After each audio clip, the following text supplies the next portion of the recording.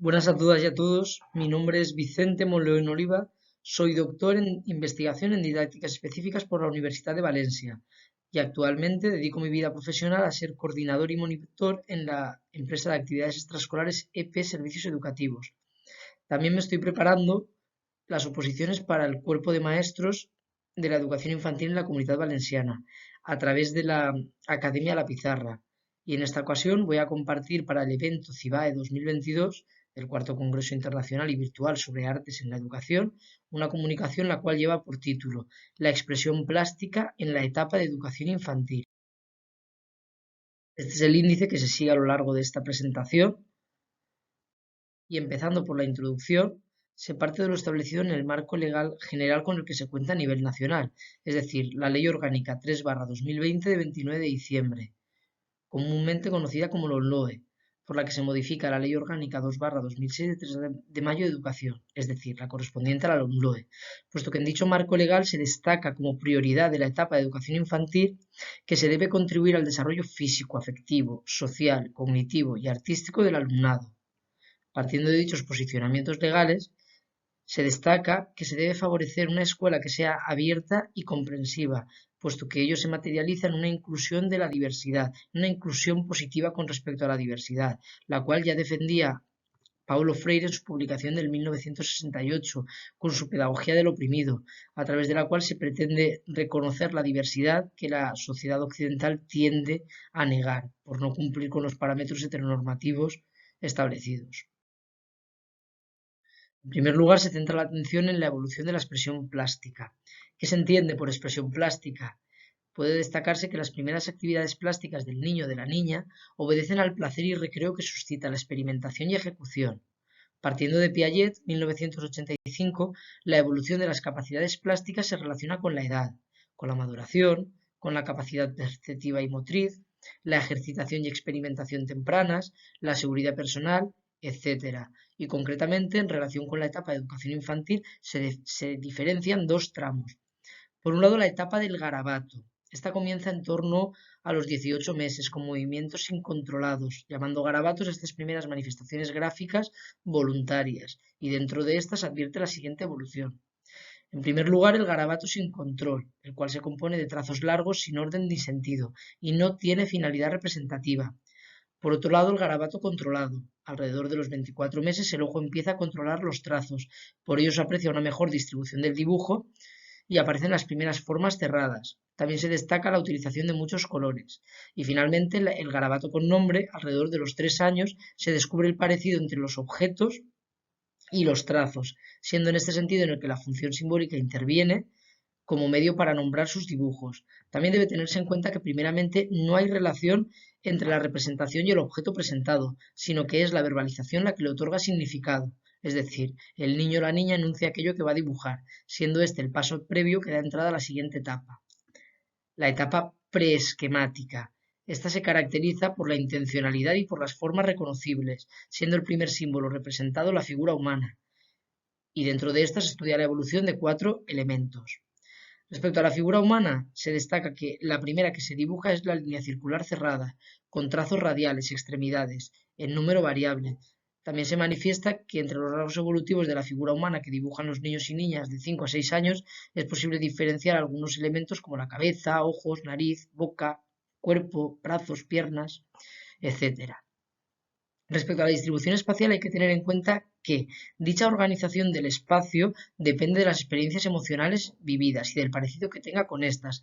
También se destaca que la figura central tiene un mayor tamaño sobre el resto de figuras humanas. También utiliza las series como medio para organizar el dibujo hasta que finalmente lo ordena en el borde inferior de la hoja, haciendo el papel de línea base. Respecto al uso del color, se destaca la utilización del color sin ninguna pretensión de correlación con la realidad, hasta que a través de la observación descubre el parecido entre éste y los objetos. Y finalmente, para representar el movimiento, recurre a escenas en las que algún elemento está alterado, por ejemplo, chagrando a la mano para indicar que va a coger algún objeto. También se enfatiza en que en las figuras humanas representadas entre los 4 y los 5 años aparecen los perfiles, siendo entre los 5 y los 6 años el momento en el que aparecen las figuras humanas adoptando diversas posturas. Ahora bien, ¿cuáles son los elementos básicos del lenguaje plástico? De acuerdo con autores como Acaso 2006, Heller 2004 y Huerta y Alonso Sanz, entre otros se destacan el color, la línea, la forma y el volumen. El color. El color es la sensación auditiva que producen los rayos luminosos en los órganos visuales y que es interpretada por el cerebro. De hecho, este evoluciona también a lo largo de 3 etapas. En la etapa del garabato el color carece de importancia. Únicamente hay que resaltar que los colores le atraen como estímulos visuales y el hecho de que utilice muchos colores tiene importancia a nivel perceptivo, por el ejercicio de discriminación visual que supone. En la etapa preesquemática se le debe ofrecer una gama amplia y variada de colores, y a través de la observación y de la experimentación descubrir las relaciones entre estos y la propia realidad. Finalmente, en la etapa esquemática se despierta la curiosidad a través del parecido establecido entre los dibujos y la propia realidad. Y en dicho momento también conviene enseñarles a diferenciar entre rellenar y pintar. Cuando rellenan están aprendiendo a controlar el movimiento, mientras que al pintar la línea carece de importancia, por lo que la línea se puede definir como una seguidilla de puntos que se extiende indefinidamente y de manera continuada. De hecho, desde la etapa del garabato es la primera manifestación del lenguaje plástico en el niño o de la niña. Además, se debe trabajar y ofrecer una serie de experiencias para que mejoren en sus habilidades motrices, por ejemplo, a través de ejercicios direccionales como seguir las formas o las figuras, así como también lineales, impresión de dibujos para que marquen un contorno. Respecto a la forma, se destaca que al principio los niños y las niñas no tienen en cuenta al dibujar las proporciones reales de las cosas, sino el valor que para ellos y para ellas tienen. Y esta idea es importante tenerla presente, porque a través de su obra el niño o la niña muestra su visión del mundo. Y finalmente se llega al volumen.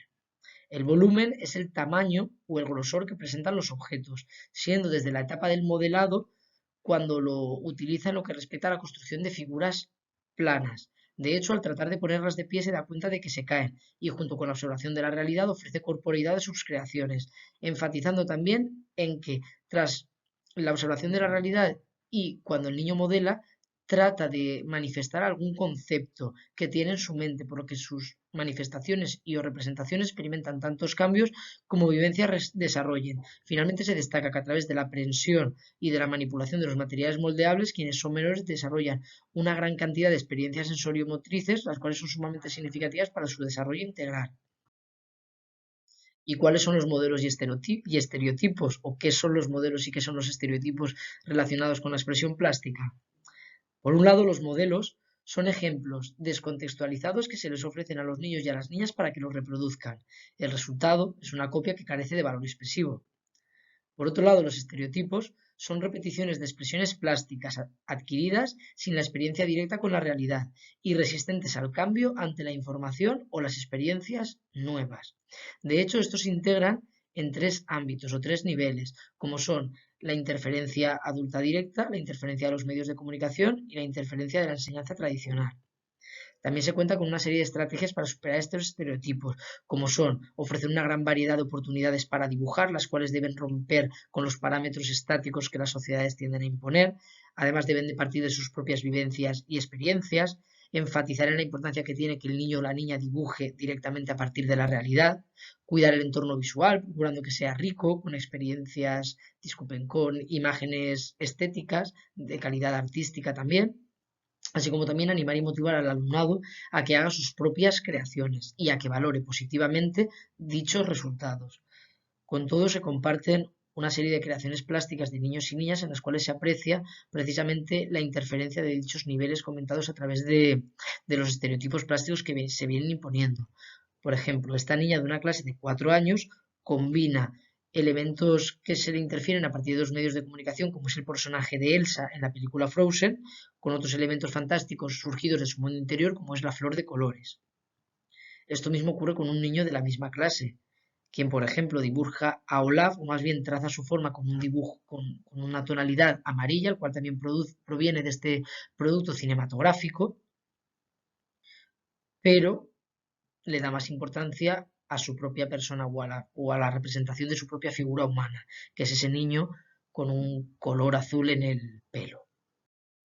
A modo de conclusión, se destaca que la expresión artística es uno de los medios de comunicación para contribuir al desarrollo físico, afectivo, social e intelectual del grupo de menores. Y finalmente, a modo de cierre, se comparte una frase célebre de Loris Maraguchi en su publicación de 2001. La escuela debe ser un lugar para todos los niños, no basada en la idea de que todos son iguales, sino que todos son diferentes. Aquí les dejo un listado de las referencias bibliográficas utilizadas a lo largo de esta presentación.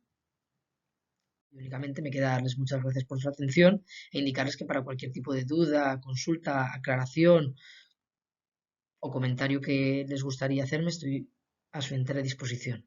Muchas gracias nuevamente.